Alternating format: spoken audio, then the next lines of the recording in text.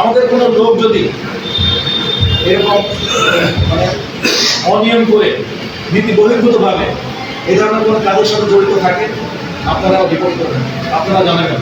আমরা চেষ্টা করব, সঠিকভাবে থাকা।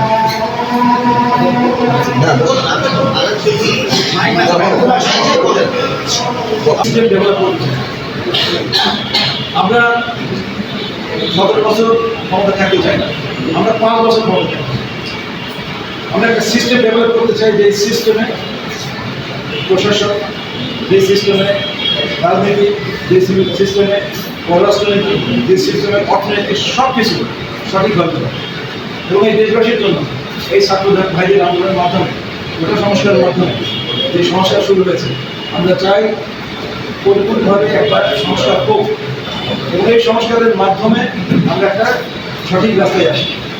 কারণ দেশ এখন সঠিক রাস্তায় নেই। আপনি যে কোনো সেক্টরে আপনি দেখেন, আপনি রাজনীতি দেখেন, অর্থনীতি দেখেন, প্রেসের কথা চিন্তা করেন, সমাজনীতি দেখেন, কোথাও আপনি পাবেন না সঠিক ন্যায় বিচার, ইনসাফ, নিয়ম নীতি, কোথাও নেই। এবং যারা এখন দায়িত্ব নিয়েছেন, যারা দায়িত্বে আছেন, আমি তাদের প্রতি আহ্বান জানাচ্ছি যে আপনারা একটা সিস্টেম ডেভেলপ করুন। সিস্টেম ডেভেলপ করার পরে একটা সঠিক নির্বাচন যদি হয়, সেই সঠিক নির্বাচনে জনগণ যাদেরকে ভোট দেবে আমরা, এবং সেই নির্বাচনে যদি যারা ক্ষমতায় ছিল তারাও যদি আসেন, আমরা বৃহত্তর উদ্দেশ্যে রাজনীতি করতে চাই। আপনারা দেখেছেন এই কুষ্টিয়ায় প্রত্যেকটা সেক্টরে একটা সিন্ডিকেট, একটা চক্র ছিল সব, ব্যবসা বাণিজ্য বলেন, আপনি হাটঘাট বলেন, সব জায়গায়। আমি আপনাদেরকে বলতে চাই, আমরা এই সমস্ত নীতিতে বিশ্বাস।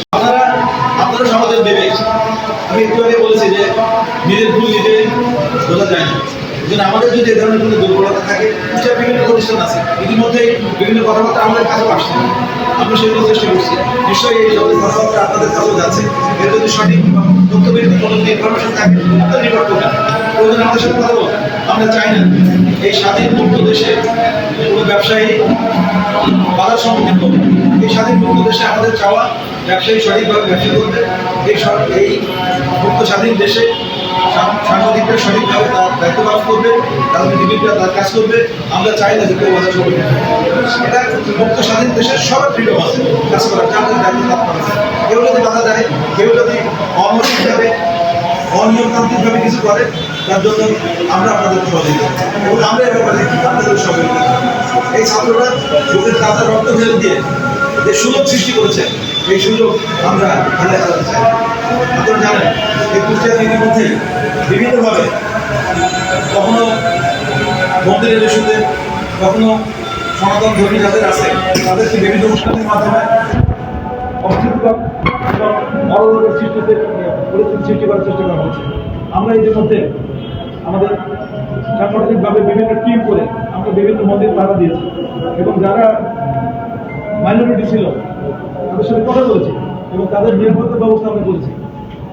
এরপরেও কিছু কিছু মিডিয়া বা কিছু কিছু মানুষ উস্কানিমূলক কথাবার্তা বলছেন। এরকম তথ্যভিত্তিক কোনো যদি ইনফরমেশন বা কোনো থাকে, আপনারা জানাবেন এবং আমরা আপনাদের পাশে থাকবো।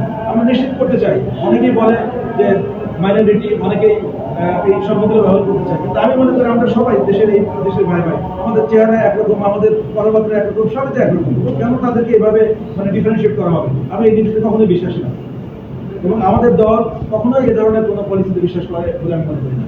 এই জন্য আমরা চাই সবাই আমরা শান্তিতে বসবাস করি এবং যেই সম্ভাবনা সৃষ্টি হয়েছে এই সম্ভাবনাকে আমরা কাজে লাগাতে চাই। এই সম্ভাবনা কিন্তু গত 17 বছরে ছিল না। আপনারা বলছেন যে আপনারা 17 বছর আমাদেরকে আনতে পারেন না, আমরা এখন আপনাদের সাথে আছি এবং এই সুযোগ যে সৃষ্টি হয়েছে, এই সুযোগের মাধ্যমে নিজেদেরকে কারোর যদি কোনো দুর্বলতা থাকে আমরা সেটা সংশোধন করতে চাই। আমরা বলতে চাই না আমরা ফেরেশতা, আমাদের হয়তো দোষ থাকতে পারে, আপনারা সেটা দেখিয়ে দেবেন। আমরা আমাদের গঠনমূলক সমালোচনা করবেন, সেই গঠনমূলক সমালোচনার মাধ্যমে আমরা নিজেদের সংশোধিত হব এবং এর মাধ্যমে আমরা একটা সুন্দর সমাজ গড়ে তুলব এবং আমরা আশা করি সেই সমাজ গঠনের প্রক্রিয়ায় আমরা আপনাদেরকে পাশে পাবো। এই আশাবাদ ব্যক্ত করে আমার সামনে